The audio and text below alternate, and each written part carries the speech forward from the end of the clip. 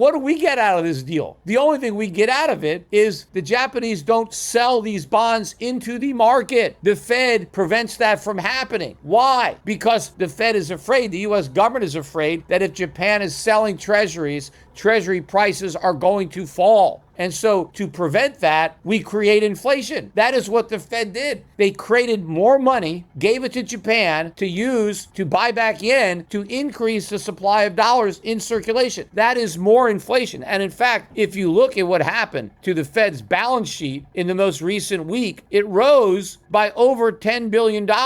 And that isn't even the $10 billion that came from the Bank of Japan. That is $10 billion in U.S. Treasuries that the Fed went into the market and purchased. So the Fed is not only doing quantitative easing without acknowledging it, but it's doing it even worse because it's doing it on the part of the Bank of Japan too. And if you think that's the end of the intervention, you're wrong. This is just the beginning.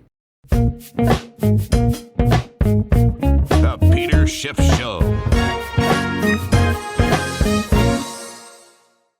Well, as you can see, I am no longer in Connecticut. I am now back at sea, and I guess the rest of my podcasts for the next few weeks are going to be from my boat here.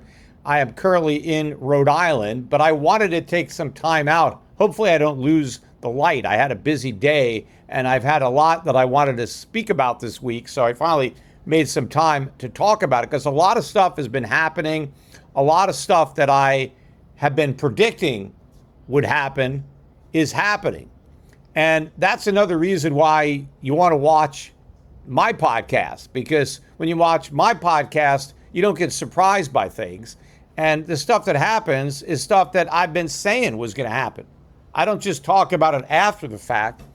I talk about it before the fact. Now, the big news stories of the week that I'm going to talk about today are, number one, I'm going to talk about the jobs report, the July jobs report that came out earlier today. This is the first Friday of August, so we got the numbers for July. But also, and maybe even more important, is what happened in Japan. Because what happened in Japan with the Japanese yen is pretty much what I've been warning about for many, many months on this podcast, that I saw a potential financial crisis brewing in Japan. And I think the United States government, the Federal Reserve, agreed with me. And so they took unprecedented action to try to postpone that crisis, to try to hold off a day of reckoning. I don't think it's going to work. Yeah, they kicked the can one more time, but the problem is much too big, as I have been saying. But before I get into the Japan stuff, I'm going to start with the markets. Just what happened with the markets in response to both of these things. The jobs report, the much weaker than expected jobs report, which I've been, warning that was going to happen. And I think what happened with Japan. But it was a big week in the markets. And of course, the mainstream media is mostly going to talk about the stock market. And yeah, the stock market was up. The Dow was up about 1.8% on the week. S&P up 3%. NASDAQ up 4.7%. So a rebound in a lot of the tech stocks this week. Not all, but most of them. Russell 2000 up 3.2%. But the real action was in precious metals. And I have been pounding the table on this podcast to buy gold and silver as they were near support. Gold was hanging out around 4,000 support for many, many weeks, couple of months now. A couple of times it dipped below 4,000, but not by much, and it never really stayed there for more than a day. And I kept saying 4,000 was support. You got to buy it. Well, this week, gold closed at 4,341, up 7.8% on the week. Silver had an even better week, up 12.3%, closing at 63.46. Now, it had support in the mid-50s to upper 50s. I kept saying that was support. I kept saying that I did not expect silver to trade back below 50, that days of sub $50 silver were over, that this $50 ceiling that had restrained silver going back to 1980. And then again in 2011, that ceiling had been shattered, that resistance was now support. And I didn't expect anybody to get another shot at buying silver below 50, that you were going to have to pay up. And if you didn't pay up, you didn't get in. Now, of course, even 63 is still about half of the new record high that we set, I think it was the end of February of this year. So we're going to go back up there. But this is still a great time to be buying silver. The miners had an even better week. And again, I've been telling everybody to pick up these miners. They were on sale. The GDX was up 22% on the week. 1 week, 22%.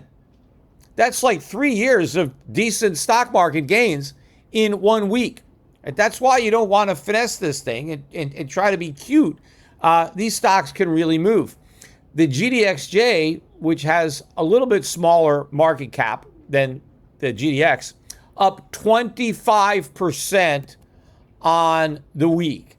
Now, of course, there's still a long way to go. I mean, if you missed out on last week, it doesn't mean you can't buy the miners. I think they're still going a lot higher.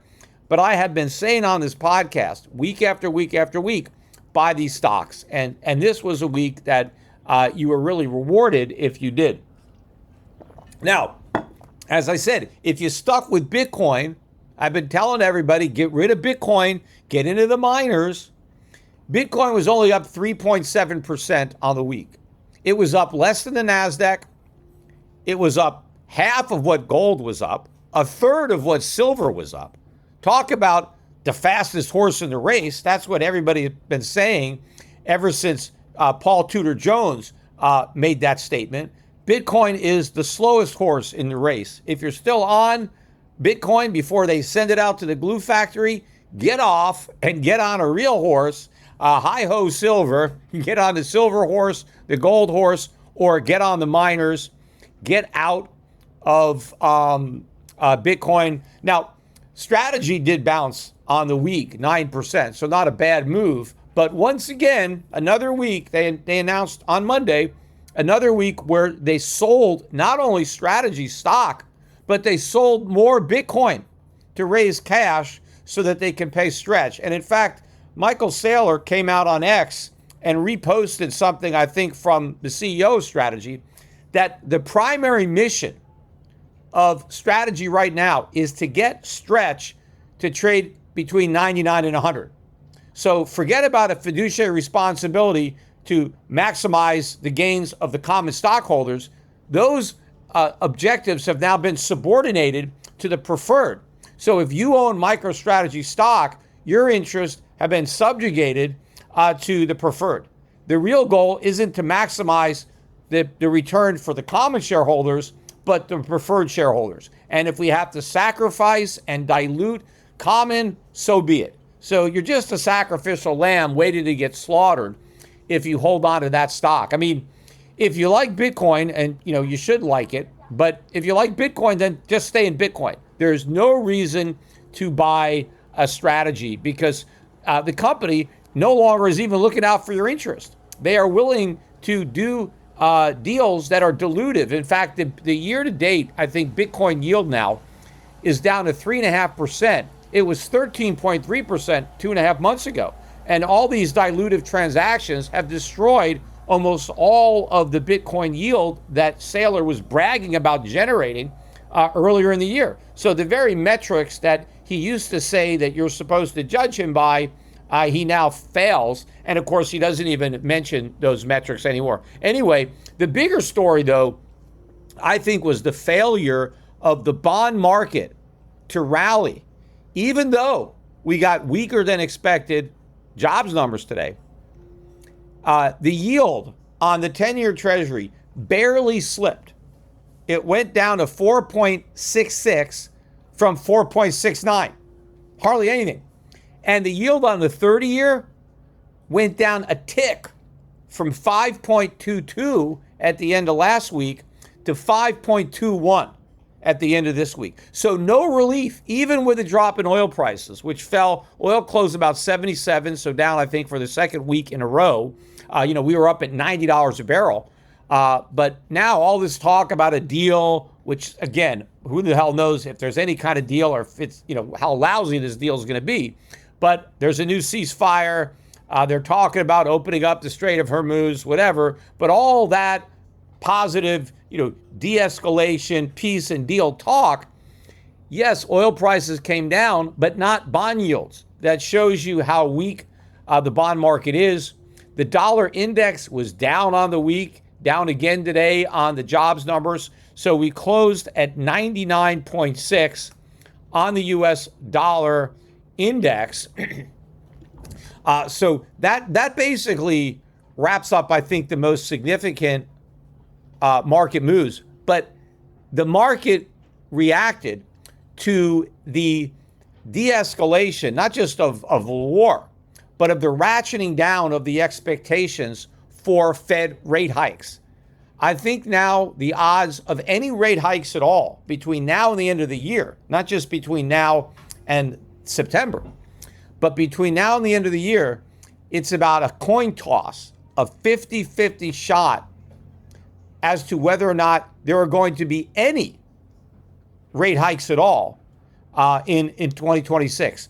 And that is not only because of the weakness in the jobs market, but because of what happened in Japan. And again, what happened with jobs, what happened in Japan is exactly what I have been predicting would happen with both of those markets. This stuff does not surprise me.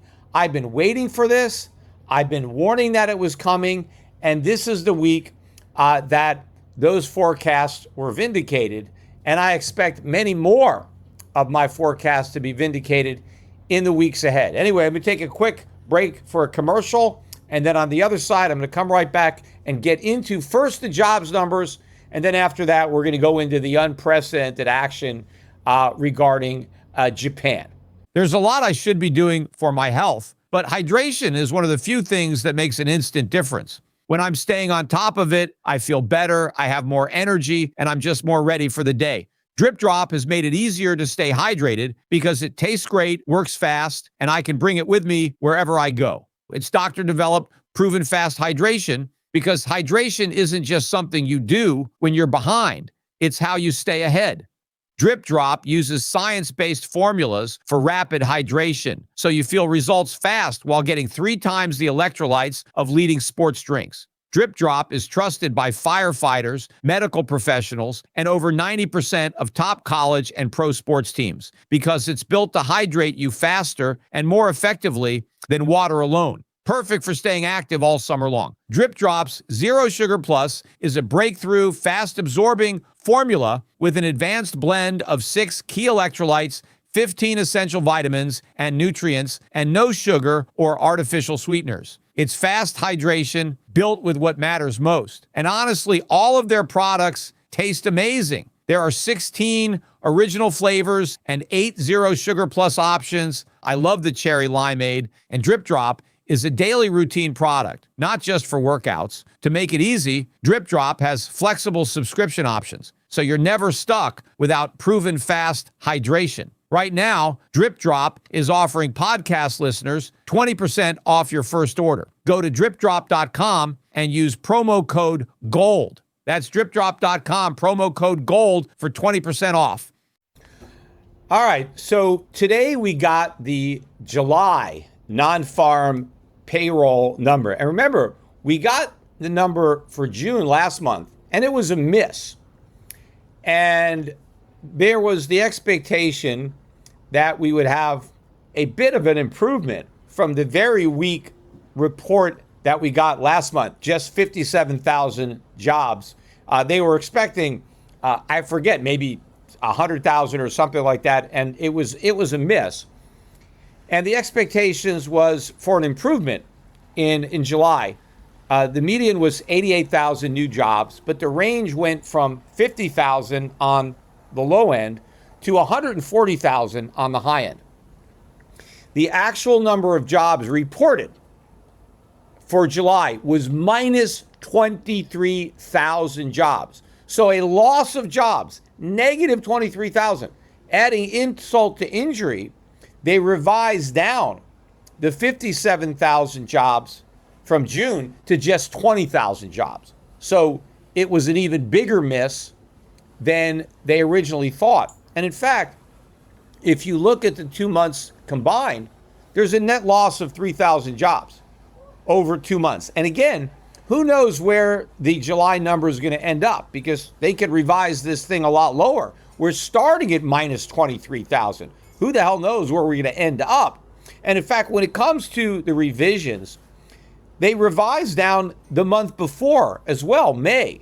So the total revisions for the prior months was another 105,000 jobs that were taken away. These are jobs that they originally reported as being created, and they took those jobs away so that they don't exist. Now, if you recall, originally in May, the report was 173,000 jobs. And that was a beat, because the original estimate for May was 105,000 jobs created, right? That's what they originally estimated were created in May. So when they came out with 173,000, everybody was excited, right? Wall Street was excited.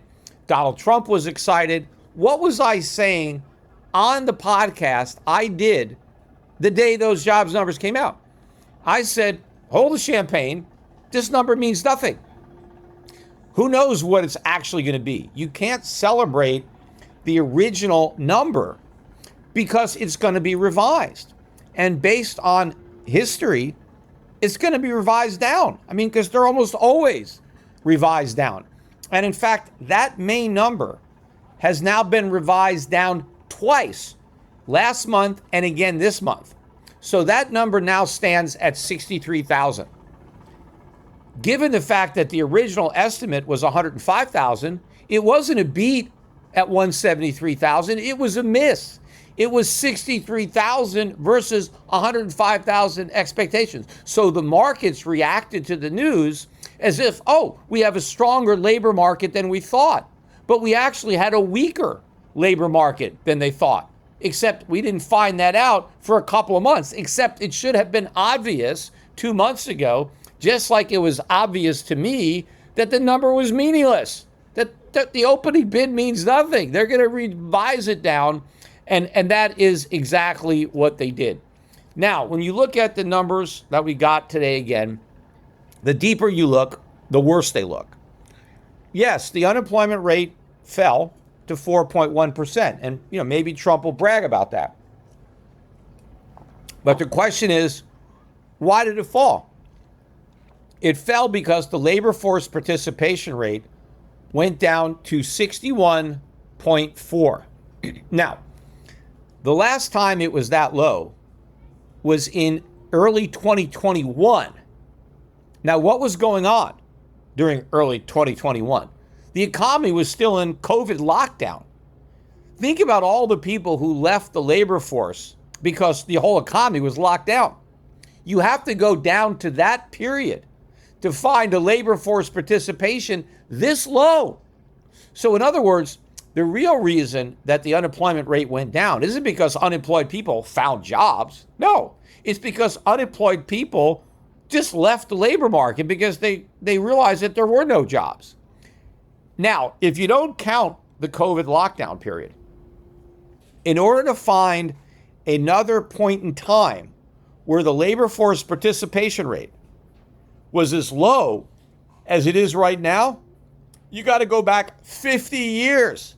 50-year low in labor force participation. So clearly, we have a weak jobs market. We're losing jobs. In fact, full-time jobs dropped again. We lost another 106,000 full-time jobs in July. And now we've lost full-time jobs in America in the last 6 of the 7 months. Full-time jobs destroyed. And also, adding insult to injury, look at the average hourly earnings, which were supposed to rise by 3.5%, only rose by 3.2%. Workers are not earning more money. I mean, they're not keeping up with inflation. And in fact, I was listening to some guy, I think he was from JP Morgan Asset Management. He was on CNBC today. And he was saying that, because we're not seeing the strong wage growth, that the Fed should not do anything about inflation because we don't have the ingredients for like a wage price spiral, because we're not having wages really going up. And so the Fed doesn't have to hike rates because, inflation hasn't spilled over into the labor market, which is a bunch of nonsense, because inflation is even worse, I guess, if it doesn't spill over into the labor market. Because if you're a worker, if prices are going up, you would hope that your wages are going to go up too. That's like some consolation. But if you have your cost of living going up, if food's getting more expensive, energy, insurance, healthcare, everything you're buying is going up, but your wages are not, the inflation is even a bigger problem for you. To the extent that inflation is more concentrated in goods and not labor, that's not good for workers. That's actually bad for workers. And that means that inflation is a bigger problem. The Fed should work harder to get rid of it if people's wages are not also going up. I mean, maybe if your wages were keeping pace with prices, it wouldn't be as big a problem for you. Now, it'd be a big problem for retirees who are living on a fixed income. But if the workers are seeing wages going up, at least commensurate with prices, then, at least they're treading water. They're not sinking. But what's happening now is prices are going up faster than wages. And now you got this guy at JP Morgan saying, hey, there's nothing to worry about, right? Let's let that problem take care of itself. No, that problem is actually worse. So the bottom line, though, is the jobs market is weak. It has always been weak. Anybody who is saying that we have a strong labor market is wrong. And in fact, look what's happening with college grads. I saw a chart today that I think we have fewer college grads working now than a couple of years ago.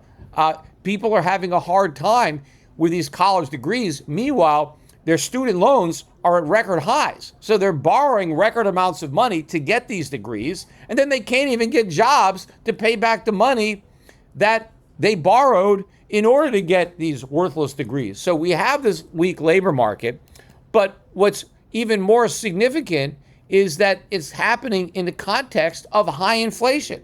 It's not like the weak jobs market is restraining prices. Prices are going up because the Fed continues to create inflation to push them up. So this is stagflation. Again, this is why Donald Trump is so unpopular. His popularity now is down to, I think, 33%. The only president who has been this unpopular was Richard Nixon in the weeks before he resigned in disgrace. What does that tell you? If the economy was half as good as Trump claims, his popularity would not be this low. He would be getting credit for the economy. Instead, he's being blamed for the economy because the economy is bad. See, when it's good, you get credit. But when it's bad, you get blamed. And that's what's happened. Same thing with consumer confidence. But also, look at the net debt, household debt, the savings rate. People are struggling just to get by. They are, using up what meager savings they have left to handle the rising cost of living. And nobody cares. In fact, Donald Trump was talking again today because he's got this court battle over the White House ballroom and this $400 million they're spending. And, supposedly, the money's being gifted, donations. Well, who knows what people expect to receive in return for these donations. But Donald Trump keeps talking about this as if it's this great gift to the American people. This ballroom that we're creating is a gift to the American people. How are the American people going to benefit from this ballroom? How does turning the White House into a palace, how does that benefit the American people? I mean, the reason we call it a White House, right, as opposed to a palace, is it's supposed to house a citizen president. That's what the framers wanted. We don't have royalty in this country, right? We don't have fancy ballrooms in our White House. It's just a house. Yes, it's a big house, but it's where the president lives. He lives there for a while. He's a common man. He's not royalty. He's president for a while. He's called Mr. President, right? Not Your Royal Highness, just Mr. President. And Mr. President lives in the White House, and then he goes back to his own house. We don't need a palace. We don't need a ballroom so that we can have balls, especially when most Americans are struggling just to put food on the table. For Trump to say, this is a great gift to America, this ballroom that you're never going to see because you're not going to get invited to this ball, right? You're not Cinderella. You're not coming to the ball. This is for the Washington elite so that they can party, so that they can celebrate. How is this a gift to America? What Americans need is more freedom. They need less government. So Donald Trump should be focusing on the real problems confronting Americans, not the fact that we don't have a ballroom in the White House. I mean, I'm glad there's no ballroom there, and I'm upset at the fact that we're now creating. Talk about, Nero fiddling while Rome burns, or a let them eat cake kind of Marie Antoinette moment here. This shows how out of touch Donald Trump really is if he thinks the most important thing on the minds of the American public is whether or not there's a ballroom so that people in Washington can go to more balls and have more celebrations in Washington as they are struggling on Main Street. But, I think even more significant than the jobs report, the weak jobs report that, is in line with my forecast, more significant is what happened in Japan. And again, if you've been listening to my podcast, I have been talking about this for months. In fact, some of my titles to my podcast have focused on Japan. Hardly anybody has been paying attention to Japan until what just happened this week. And even based on what happened, hardly anybody is paying attention to it because they don't perceive the significance of what just happened. Now, maybe gold and silver buyers in a way. That's why you had this explosive move up in gold and silver this week. But I think there's a lot more coming as this story plays out because it's far from over. What just happened may be unprecedented, but it's not the end. It's just the beginning. So I got one more commercial break. So stick around and I'm going to get to what happened with Japan on the other side of the break. One of the biggest growth hacks is realizing you don't have to do it all yourself. Upwork makes it easy to bring in the right freelancer when you need them, so you can stay focused on what you do best. Upwork is a one-stop platform to find, hire, and pay expert freelancers across web and software development, data and analytics, marketing, business operations, and more. Upwork helps grow your business by giving you fast access to specialized talent across over 125 categories, so you can fill skill gaps, launch projects faster, and scale support up or down without committing to full-time headcount. You can browse profiles, review past work, and get help scoping the role so you can hire with confidence and get started quickly. With Business Plus, you can access the top 1% of talent on Upwork. And with AI-powered shortlisting, you'll get matched to the right freelancer in under 6 hours. No endless searching required. Upwork also cuts down operational hassle by handling things like contracts and payments in one place, so you can spend more time running the business. Thousands of growing businesses already trust Upwork to hire flexible, high-quality freelance talent for everything from one-off projects to ongoing support. It's free to sign up, and posting a job is easy. Visit Upwork.com right now and post your job for free. That is Upwork.com to connect with top talent ready to help your business grow. That's UPWORK.com, Upwork.com. Okay, now I have been talking about the problem in Japan for many, many months now. In particular, how the problems in Japan potentially could cause a real crisis in the United States. Now, the problem they were having in Japan, the Japanese yen fell to a 40-year low against the dollar. You could buy over 163 yen for $1. The weakness in the yen was translating into rising Japanese government bond yields. The yield on the 30-year Japanese government bond hit an all-time record high, just under 4%. The Japanese didn't even start issuing that bond, I think, until earlier in the 2000s. But the 10-year JGB, which they had been issuing for a long time, the yield there rose to about a 30-year high. Inflation is a problem in Japan. Now, they were acting as if deflation was a problem, although they didn't really have deflation. They just had low inflation. But now they don't have low inflation anymore. Inflation is a big problem in Japan, yet the Japanese government is doing nothing about it because over the prior couple of decades, the Japanese government sold so many bonds in order to supposedly revive inflation, which was a huge goal. They said we don't have enough inflation, which was always BS, but they were really trying to keep the yen from rising. They were trying to prop up zombie companies from the bubble that burst decades ago. They were trying to help their exporters by weakening their currency.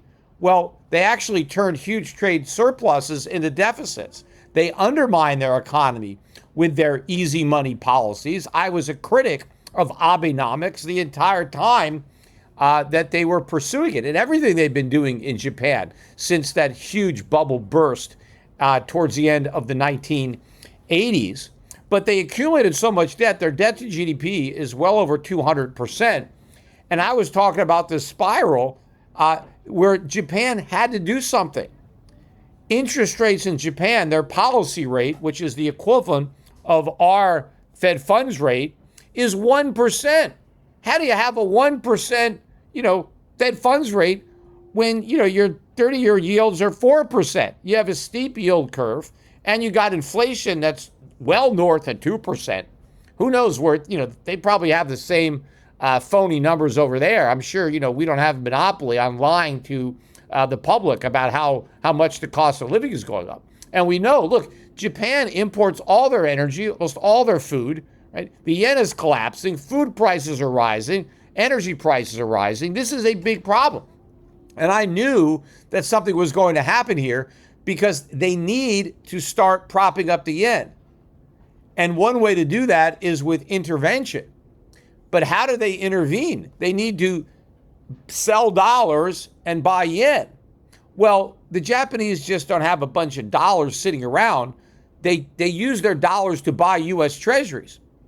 They own more U.S. Treasuries than any other country. They're our number one creditor. They have like 1.1 trillion of Treasuries. And I would say, hey, the Japanese are going to start selling Treasuries. The Treasury market is already weak. What happens when they start selling?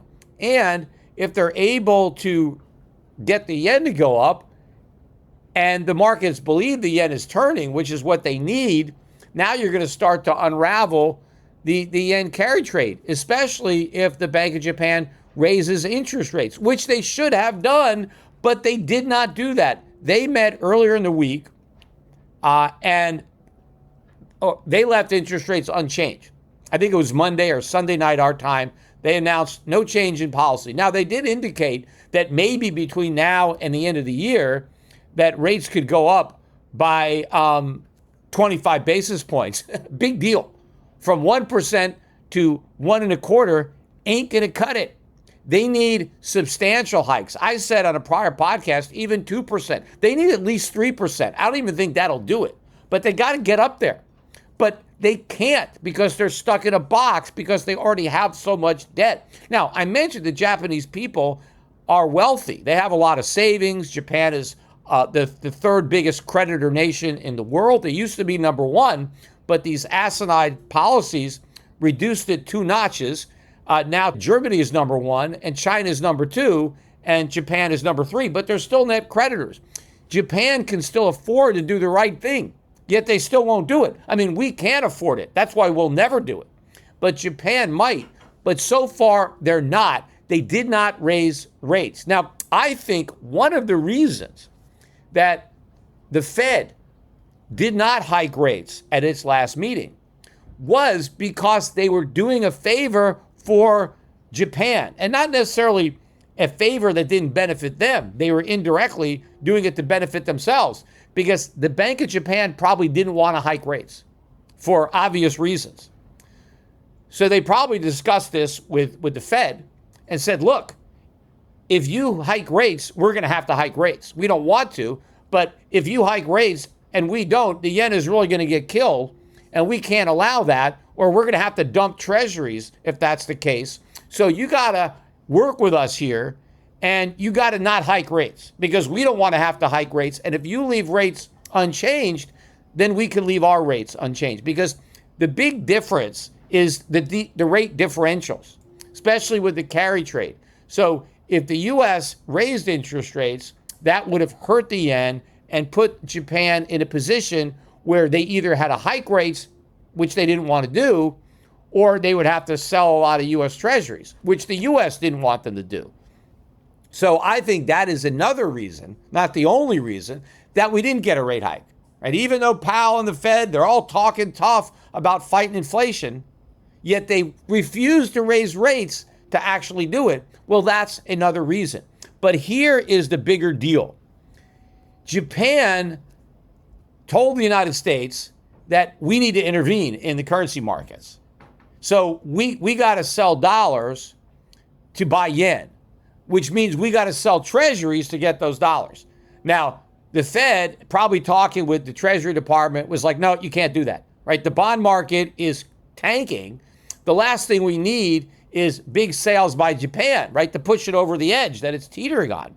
So the U.S. government, right, made a deal with Japan, said, hey, you don't have to sell those treasuries.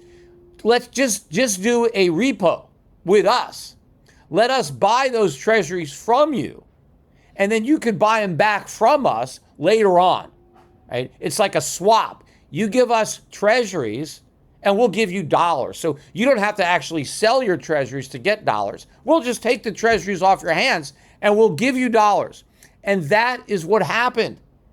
And so the Bank of Japan, or Japan, whatever, got the dollars it needed, not by selling the treasuries, but by giving the treasuries to the U.S. And the Fed just cranked up the printing presses, or created the money that they needed. It was like $10 billion, right, that Japan had to then sell into the market to buy back yen. So this is a form of quantitative easing. It's just that the Fed is not going into the market and buying those 10 billion of treasuries. The Fed is taking the 10 billion of treasuries from Japan and then creating the money and giving it to Japan. And the crazy thing about it is Japan still earns the coupon on those treasuries. So they don't have to sell the treasuries. They get the dollars without selling them. They still get the coupon. So the United States is still paying Japan interest on the treasuries that it doesn't even really have anymore, that it sold back to the Fed. Now, Japan has to pay interest on the money that it borrowed because the treasuries are the collateral. So Japan has to pay interest on that loan, but the interest it's paying is lower than the coupon it's getting. So it's still a positive carry. So it works out great for Japan because they get the dollars they need and they're still making some cash flow on the treasuries that are parked at the Fed. But what do we get out of this deal? The only thing we get out of it is the Japanese don't sell these bonds into the market. The Fed prevents that from happening. Why? Because the Fed is afraid, the U.S. government is afraid that if Japan is selling treasuries, treasury prices are going to fall. And so to prevent that, we create inflation. That is what the Fed did. They created more money, gave it to Japan to use to buy back yen to increase the supply of dollars in circulation. That is more inflation. And in fact, if you look at what happened to the Fed's balance sheet in the most recent week, it rose by over $10 billion. And that isn't even the $10 billion that came from the Bank of Japan. That is $10 billion in U.S. treasuries that the Fed went into the market and purchased. So the Fed is not only doing quantitative easing without acknowledging it, but it's doing it even worse because it's doing it on the part of the Bank of Japan too. And if you think that's the end of the intervention, you're wrong. This is just the beginning. Because if the Bank of Japan keeps interest rates down at 1%, the pressure on the yen is going to continue. And if the pressure on the yen is going to continue, then more intervention is going to be required. Now, look, the last time that the U.S. government intervened to support the Japanese yen was 1998. That was 28 years ago. So this is not something that happens, routinely. And the intervention that they just did was 10 times bigger than what they did in 1998. So the scale is certainly unprecedented. The U.S. government has never intervened to this degree, and the fundamentals haven't changed. The currency speculators can see this. They're going to continue to push the envelope here and sell off the Japanese yen. And so Japan is going to have to keep intervening, but the only way Japan can get money to buy yen is to sell treasuries. Now, we've made it clear we don't want them to sell treasuries, so we're just going to keep the swap lines open. We're going to keep allowing the Japanese government to bring its treasuries over to us and, do these repos so that they can get a bunch of dollars that we create out of thin air and use those dollars to buy Japanese yen. Now, the other unprecedented aspect of what just happened is that we didn't even sell dollars to buy yen. We used our euros, not our dollars. So we used up, I don't know, it's probably most of our euros. I'm not really sure. I forget how many euros we've got. I mean, the U.S. has foreign exchange reserves, but they're very small, relative to the size of our economy. And that's because, we don't think we really need FX reserves. After all, we got the reserve currency. So why do we need other reserves? Why the hell do we need euros or yen or pounds when we can create all the dollars we need? Other countries have bigger foreign reserves because they don't have the reserve currency. So they need our currency as a reserve against theirs. But we don't have to reserve against our currency because our currency is the reserve. But nonetheless, we have foreign exchange reserves. Well, instead of using dollars to buy yen, we used euros. Now, why did we do that? Because I think that the U.S. government was afraid to use dollars because that would have driven the dollar much lower, which probably would have driven bond yields higher because selling dollars would have been more inflationary because of the implications for the dollar. And so the U.S. government decided to do this intervention this time using euros. Now, there's a limit to how long we can use euros because we run out of euros. Now, we don't run out of dollars because we can print as many as we want. Of course, what they're going to be worth is a whole different story. We can't determine what they buy. We just can create as many as we want. The market doesn't have to accept them.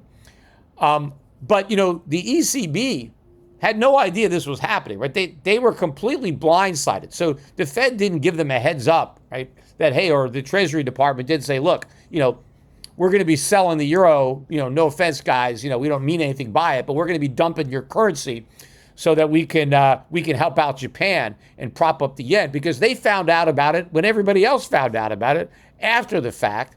And obviously, they were not happy about the fact that their own currency was sold off. By the way, the euro rebounded. So this intervention didn't even hurt the euro. But obviously, had the Fed intervened with dollars, the euro would be a lot higher. And so I think that the Fed was cognizant of this. And so they tried to get away with the intervention by using euros. But the ability to do this with euros or other currencies is going to run out. So I think what's going to be happening is you're going to see more interventions, more swaps, repurchase agreements between Japan and the United States. But there's going to be more intervention too it's not going to be just Japan, right? It needs to be coordinated intervention, right? This is a big job that they're trying to do here, holding off the markets. So all this intervention, money printing, quantitative easing, this is completely inconsistent with a Fed that claims that it cares about inflation. Again, forget about what the Fed says. look at what the Fed does. The expansion of the balance sheet this week is inflationary. The failure to raise interest rates is inflationary. The repurchase agreements with Japan are inflationary. What they're doing is creating inflation. They're talking about fighting it, but they're actually creating it. So don't pay any attention to what they say. That's all a distraction. That's meant to cover up what they're actually doing, right? Like the Wizard of Oz. Don't pay any attention to that man behind the curtain, right? Just look up at the screen, right, to what you're seeing and ignore what's obviously going on behind the scenes. And as I said earlier, that's why you're seeing this move up in gold and silver. This was a big week for gold and silver as far as the percentage gains, an even bigger week, obviously, for the mining stocks. But what's going to be happening now and over the next several weeks, several months, is I think you're going to start to see the expectations for Fed rate hikes coming down. Not because the Fed shouldn't hike rates. It absolutely should hike rates. But they won't be able to because there's too many things going on to prevent them from doing what they should do. Now, they should do it anyway, right? And just let the chips fall where they may. But they're not going to do that. You know, especially with the midterm elections coming up, they're not hiking rates. And, you know, after the midterm elections are over, in theory, I guess, you know, they could. But I think the problems are going to be even greater then in the economy, in the labor market.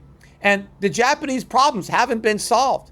They still have to raise rates substantially. And when they do that, that is going to spill over. So we're damned if they do, and we're damned if they don't. The longer they try to avoid doing what they should, the more they're going to have to intervene, the more money the Fed is going to have to print, right? The more repurchase agreements are going to have to be done. So they're going to have to create all this inflation, and eventually the Bank of Japan is going to have to start jacking up rates anyway, and that still could create a financial crisis. Maybe the goal is to have the crisis happen after the midterm elections rather than before, but that might be about the only thing that they're able to do is delay this day of reckoning. But I seriously doubt that they're going to delay it all the way through the end of the Trump term.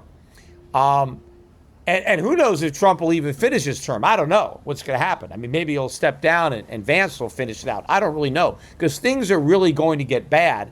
And the president's popularity, as low as it is going to get lower. I mean, eventually it's going to start eating into his base. There's only so much disappointment, so many lies that they're ultimately going to be able to take. But in the meantime, oh, wow, I'm really starting. Somebody just went by, so the boat's really rocking around now. I picked up a little wake here. So in the meantime, this is the lull before the storm. Right? This week was a wake-up call. Right? I don't know how much longer you got, but you really need to get your economic and your financial house in order because the economic storm that I've been forecasting is just over the horizon. It is coming. So you got to batten down the hatches because we are headed for a currency and a sovereign debt crisis. Yeah, you've got some positive things out there too. You got all the potential productivity boom from AI. But before we can get to that valley, we got to go over this mountain. You know, we got all these problems that we are going to have to deal with. AI is not going to be a get out of jail free card, I don't think. I guess it's possible. Anything is possible. But I think you want to deal with the probable rather than just the possible. And the probable is we got a big problem coming. We got, bond crisis, currency crisis. We got to deal with it. Well, first, we got to prepare for it because we can't do anything about it because we've got no power. I've got no power. The average person listening to my podcast probably doesn't have any power. So we can't stop it. We can warn about it. We can make sure that people know about it. And more importantly, know why. That's the message I want out there.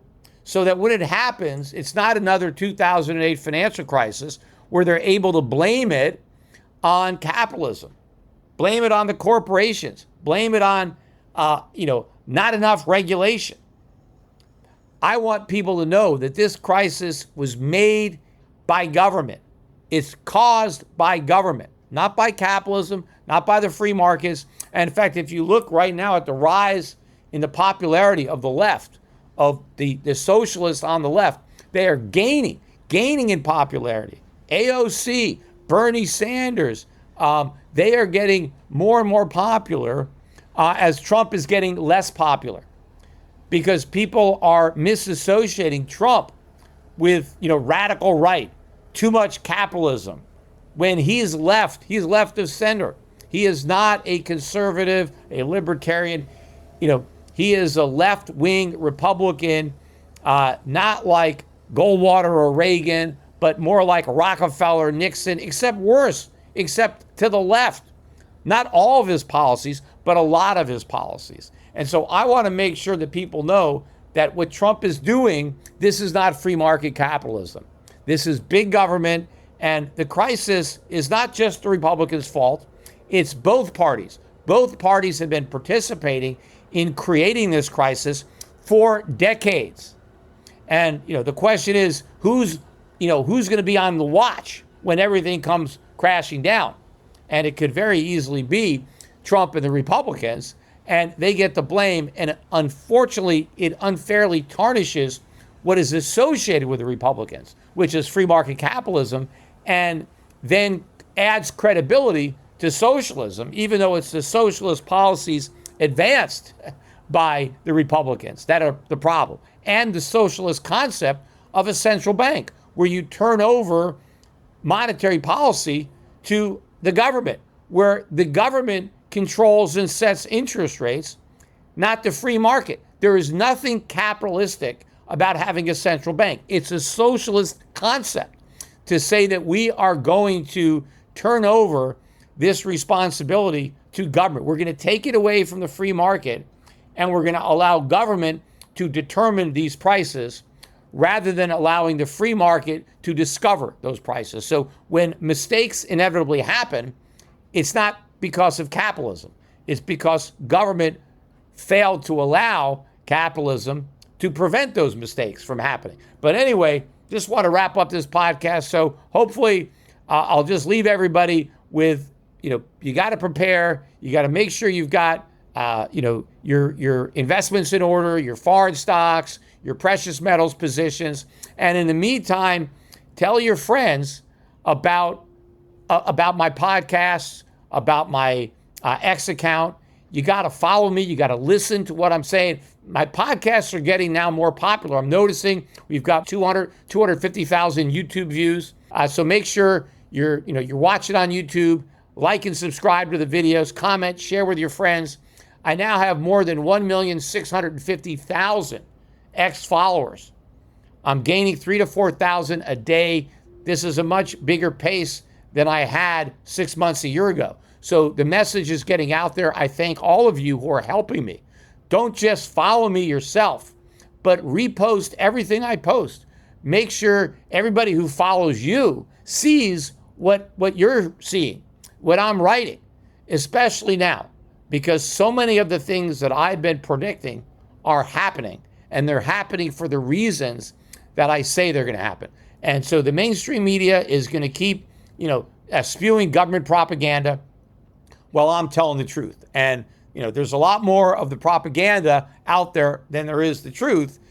At least I've got these platforms, and they can be a lot bigger if you help me. Anyway, that's it for today's podcast. I'll be doing more podcasts from the boat as we continue cruising up the Atlantic. Eventually, I'm going to be in Maine. That's going to be the end of this trip. Again, I'm in Rhode Island now. We just left Connecticut. We're going to be up in Maine, and then from Maine, I'll be flying back to Puerto Rico, and then I'll be back in work mode from my studio. By the end of this month, early September, I'll be back doing work. Anyway, hope you guys enjoyed this podcast. Bye for now.